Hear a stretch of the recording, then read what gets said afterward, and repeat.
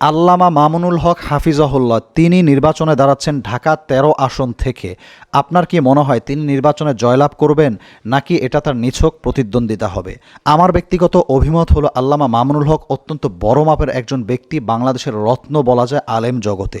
মাদ্রাসার ছাত্র কিংবা ওলামায়ে কেরামের মাঝে তার যে জনপ্রিয়তা সম্ভবত কিছুটা হলেও মিজানুর রহমান আজহারি কিংবা অন্যদের তুলনায় জনসাধারণের মাঝে তার জনপ্রিয়তা কিছুটা হলেও আমার ধারণা কম। সেই হিসাবে নির্বাচনের মাঠ যেহেতু অত্যন্ত দুরূহ একটি ব্যাপার এবং রাজনৈতিক অনেক ব্যাপার স্যাপার থাকে, জনপ্রিয়তা থাকলেই জয়লাভ করে এমনটি নয়। নির্বাচনের মাঠে পেশি শক্তির একটা বড় ব্যাপার থাকে, বিশেষ করে গণতান্ত্রিক সিস্টেমটাই এমন যেখানে জোট যার মূল্যক তার। সেই জায়গায় কেন জানি মনে হয় নির্বাচনে দাঁড়ালেও খুব একটা ভালো ফলাফল আসার সম্ভাবনা খুবই কম। আমার ব্যক্তিগতভাবে এটা মনে হয়।